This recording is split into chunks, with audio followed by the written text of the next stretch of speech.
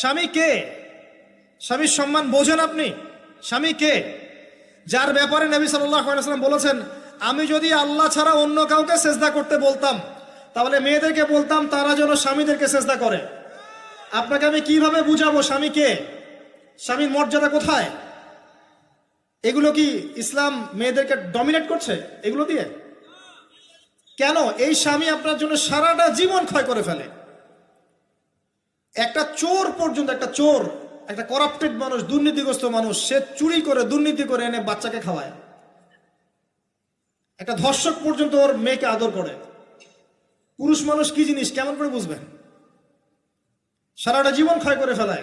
যদি আপনি তার আনুগত্য করেন, তার সামনে সুন্দর মতো থাকেন, তার কথার সাথে তর্ক না করেন, ভালোবাসা দিয়ে থাকেন, আপনার জন্য সে জীবন দিতে প্রস্তুত থাকবে।